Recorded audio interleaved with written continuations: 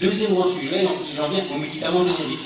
Alors, je voudrais pas faire un petit sondage dans la salle, mais il paraît que 70% des Français ils sont favorables. Levez la main, favorable. À mon avis, ils sont favorables, les non malades. Parce que tous les gens que je vois n'y sont pas favorables. C'est terrible, hein? Bon, mais après tout, peut-être que nous sommes des méfiants. Oui, là, c'était elle. Bon, je ne dis pas elle, il faut me souvenir. Hein. C'était en 2012, l'Académie de médecine, suite à un rapport, les gens ont dit, écoutez, on ne sait pas tout. Et elle, magazine très bien documenté, dit, le problème, ne vous inquiétez pas, votre médecin va marquer non substituable et affaire est réglée. On ne choisit pas. Nous, on prend les bons. Bon, non substituable, c'est la loi qui permet, je vais revenir dessus. Alors, je ne vais pas vous faire de très long discours sur ce que les gens bien appellent la bioéquivalence, qui tente à prouver que le produit générique, il est bioéquivalent au produit princesse. C'est pareil, on se tue à vous dire ça. Le problème, c'est que c'est pas pareil. Ah. Je ne vous dis pas la technique, peu importe. Je vous dis simplement comment les tests sont faits. Les tests, le laboratoire qui veut prouver son produit est bioéquivalent, alors déjà, le test, il le fait une fois. Ah bon, je fais un test, ça me suffit. Alors, ils vont en faire 10, mais ils ne vont pas s'emmerder, ils en font un. Un test, ils ont droit. Ils testent ça chez des volontaires sains. Les volontaires sains, c'est des malheureux qui sont payés pour tester les médicaments. Les étudiants, après, ils en testeront en même temps. Hein. Bon. Et les volontaires sains, évidemment, le résultat est ce qu'il est. Ça se fait en Inde, on va y revenir.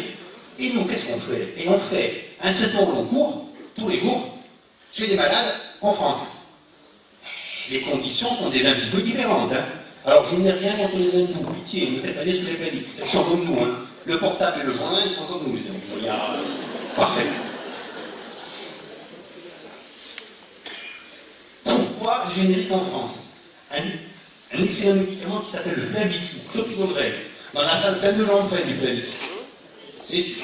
Alors, en 2008, l'assurance maladie a payé 450 millions que pour le Plavix, il devait être fou, hein.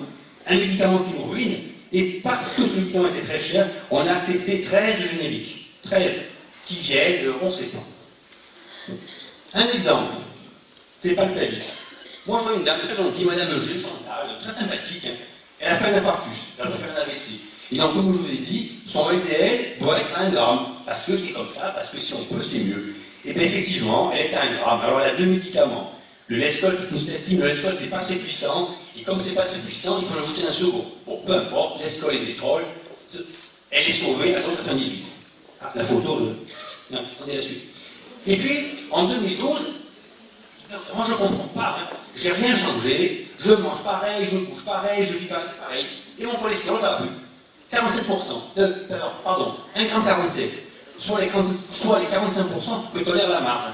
Et bien, je sais ce qui s'est passé. Le pharmacien m'a changé la boîte. Le vilain, madame, j'ai compris. Je vous remarque le Lescol, et voilà, 1,02. C'est un exemple, hein. Autrement dit, on reprend le vrai, ça marche beaucoup mieux. Alors la question est-ce qu'on risque quelque chose entre 1 et 8, 1,47, et va récidiver, 1 gramme, et peu protégeant. Un exemple banal, tous les jours, le médicament, il est moins efficace, sur les chiffres. Alors je vous passe le discours, bon, je ne veux pas allonger, mais déjà, on a un petit truc. Deuxièmement, la pression artérielle. Et en retour de notre sujet, oui, ça, c'est la courbe de pression sur 24 heures. On a des petites machines, certains connaissent. Hein. La MAPA, on met le petit boîtier, mesure tous les quarts d'heure, on a plein de chiffres. Ce que vous voyez, c'est dommage que je n'ai pas la flèche, vous voyez que normalement, les chiffres, que ce soit la maximale ou la minimale, descendent de la nuit. Là, 21h, 22h, il y a un creux la nuit, et ça monte au petit matin, 5-6 heures. Au petit matin, on fait l'AVC. Hein. C'est un classique, mais parce qu'évidemment, les gens non contrôlés, non compris, donc l'AVC du petit matin, c'est ça, c'est la remontée. Ok, ça on le sait. Et donc j'en ai un vrai, hein. Voilà, une dame qui vient à l'hôpital, hein, et il est 10h, alors je ne sais pas si elle a pris, elle arrive à 18h10, hein. Ah bon, on dit madame, prenez vos médicaments, et elle prend 2 médicaments génériques. C'est pas que ça marche pas, hein. Ça descend jusqu'à 18h. Et puis ça remonte. Hein. Et toute la nuit, madame se promène avec les chiffres levés. Vous savez pourquoi? Parce que le médicament, une prise par jour. On le prend le matin à 8h, c'est plus simple. Hein. Ça ne couvre pas les 24 heures. Et malheureusement, comme la nuit, on ne s'en rend pas compte. On peut dire, madame, vous n'avez qu'à prendre les médicaments le soir. Quoi. Comme ça, vous serez traité la nuit. La vérité, c'est qu'il faudrait des médicaments qui durent 24 heures. Et le problème, même si on vous jure que le principe actif est le même, c'est l'enrobage. C'est la manière, c'est la vitesse à laquelle le produit est diffusé. enrobage de mauvaise qualité, diffusion trop rapide, les 24 heures ne sont pas couvertes. Voilà, plein d'exemples d'antihypertenseurs qui ne sont efficaces que la moitié du temps parce que leur enrobage n'est pas de bonne qualité. Je le redis. Alors, tout ça, est-ce que c'est bien grave? Voilà. Alors, en termes savants, le nictémère, les 24 heures ne sont pas couvertes. C'est embêtant, hein, parce que l'effet du petit matin, c'est quand même très fâcheux. Hein. Je reviens au Plavix. Le clopidogrel, alors l'AFSAP, c'est pas moi, parce que l'AFSAP, c'est quand même l'ancienne agence qui gère du médicament. Elle dit, écoutez, il y a un problème, hein. Il y a un gros problème. Hein. Nous avons fait une inspection en Inde, c'est marqué en bas, hein, à Glochem, à Vache-Picard en Inde. Quoi. Alors, cette substance ne répond pas aux critères de qualité des bonnes pratiques cliniques. Et du coup, vous avez 3 clopidogrels qui ont été interdits. On ne vous l'a jamais dit, hein. Il ne faut pas le dire. Mais ceux-là, on ne les veut plus. C'est un épiphénomène, hein. D'accord. Donc, évidemment, le pharmacien se fait un plaisir de vous le vendre, je vous dirai pourquoi si vous voulez, sachant que les pharmaciens ne parlent. On parle surtout des effets des médicaments. On ne parle pas des médicaments sur des gens. Hein. Donc, le clopidogrel, moi j'ai une recette, elle vaut ce qu'elle vaut, mais tant que j'en ai le droit, je manque l'autre situable. Hein. On a le vrai. Tant qu'on les a, profitons-en, je prends responsabilité, ceci dit, la loi m'autorise. Hein. Et je me fais un plaisir de rappeler aux amis pharmaciens que le code de santé publique, le médecin peut s'y opposer, s'il veut. Voilà le petit message. Alors, l'actualité récente, le 18 décembre, ben, il y a encore 25 génériques qui ont été interdits. On ne vous l'a pas dit, évidemment. Alors, ils ont été interdits, et c'est pourquoi? Parce qu'on a trouvé que les électrocardiogrammes avaient été trafiqués. Les électros pour le cœur. On dit, mais les électros, on s'en fout, c'est pas l'efficacité. Non, c'est la tolérance. Ça veut dire, on s'assure que le médicament que l'on prend ne perturbe pas le cœur. Qu'est-ce qu'ils ont fait? C'était toutes les mêmes. Autrement dit, je fais l'électro-intible, il sert 100 fois. Comme ça, je suis tranquille. Hein. Donc, et l'agence a dit, écoutez, ça jette un doute sur le respect de bonnes pratiques. Hein. S'ils ont triché sur l'électro, le reste est douteux. D'ailleurs, l'Europe, depuis, il y a 700 médicaments dans le collimateur hein, qui pourraient être interdits. Et le comble, c'est qu'ils ont découvert que,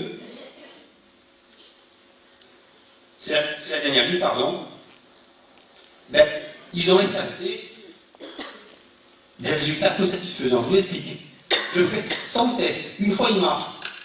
Je garde celui-là. Et je l'ai dit. Autrement dit, les dossiers d'enregistrement pourraient être faux. C'est très grave. Hein. Ça veut dire que ce qu'on nous a vendu comme étant équivalent, ils ont bluffé sur les dossiers. C'est dur. Hein. Mais bon, j'en dirai pas plus parce que c'est agaçant. Voilà. Alors, sur cette économie, bien sûr qu'on peut regarder. Tiens, un médicament pour la tension. Traitement pour 3 mois. Ben, c'est sympa, bien sûr. On les prend au long cours. Alors, vous avez le choix. Vous avez 3 boîtes de 30 ou une boîte de 90. Laquelle vous voulez? Le pharmacien, je sais c'est qui vous vend. Hein. Et évidemment, c'est beaucoup moins coûteux d'acheter une boîte de 90 que 3 boîtes de 30. Mais il faut y aller 3 fois.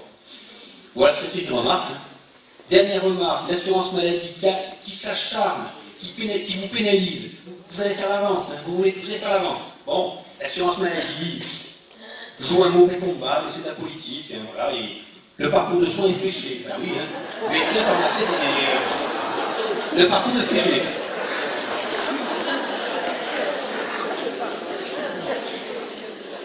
Résistant. Bon, un clin d'œil. Est-ce qu'on peut traiter de l'hypertension de 22 qui descend à 18, on n'arrive pas à la faire descendre au plus?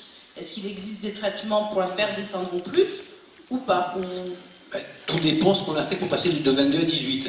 Alors il est certain qu'il y a plein de médicaments. Alors, si on a utilisé au moins 3 médicaments, je donne la recette, dont un diurétique, et que la tension est toujours à 18, on dit que c'est une hypertension résistante. Alors pourquoi est-ce que ça résiste? Alors souvent, bon ça c'est pas vous, mais les gens ne prennent pas leur traitement. C'est bête, hein, bon, donc ça ne marche pas. Et puis aussi, il y a des gens qui malheureusement ont besoin de 4 médicaments, ils n'en ont que 2. Je crois qu'il y a ce qu'on appelle aussi l'inertie thérapeutique. Ça, c'est un petit peu la faute des médecins. Oh, le papy, il a 18, ben, c'est normal pour son âge. Le papy, il fait l'AVC. Hein.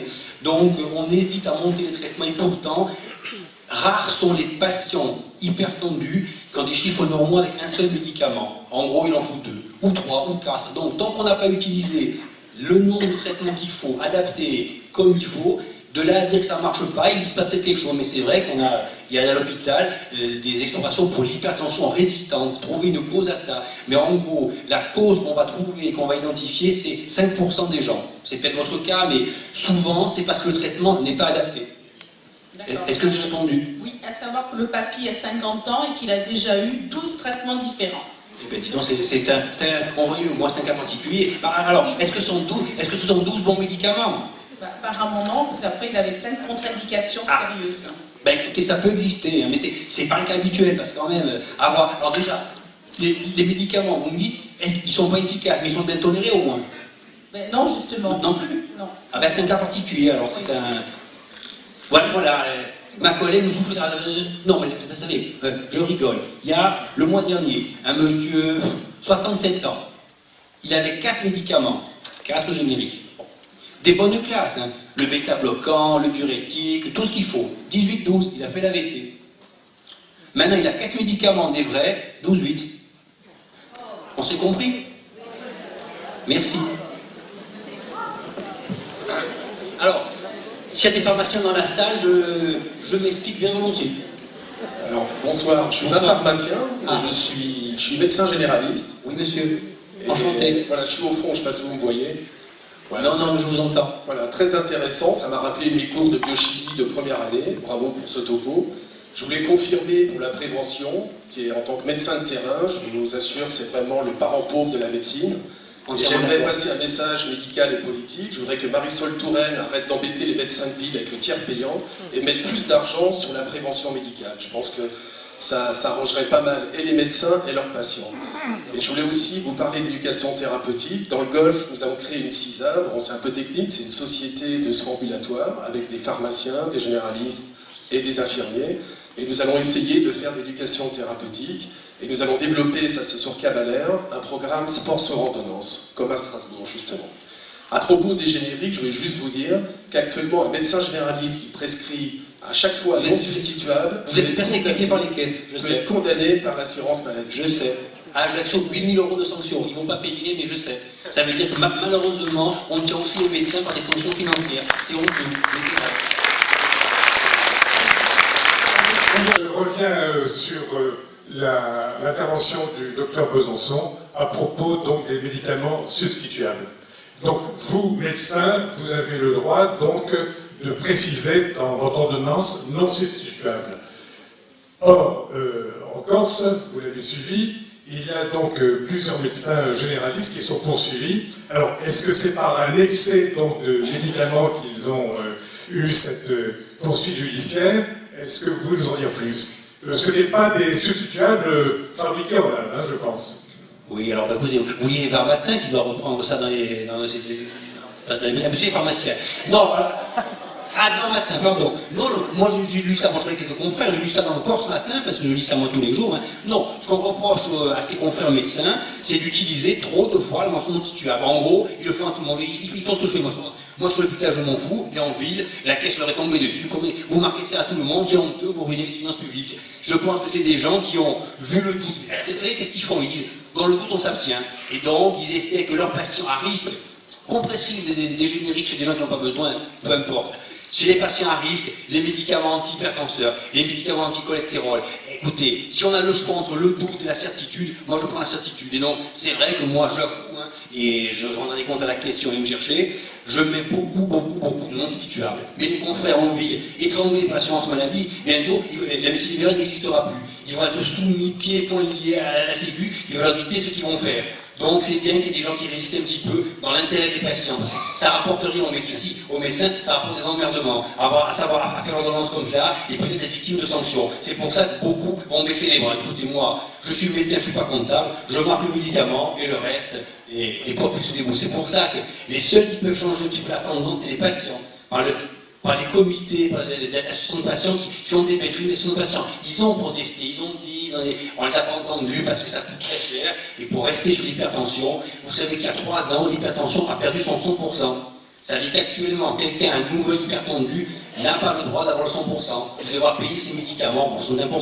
Les anciens ne sont pas touchés, on n'a pas encore, mais ça va venir. Donc on a dit, l'hypertension, c'est pas une maladie, c'est un facteur de risque. Et pour gagner, je crois, 25 millions d'euros par an, on rembourse moins ce qui reste une maladie. Alors après on dit, bon, la sécu est ruinée. Ça aussi, c'est un petit peu d'hypocrisie, je ne vais pas hors sujet, mais tant pis. On aurait dit, non, l'assurance maladie est ruinée. Bon, faisons des efforts. On va accepter des médicaments moins bien parce qu'ils sont moins chers.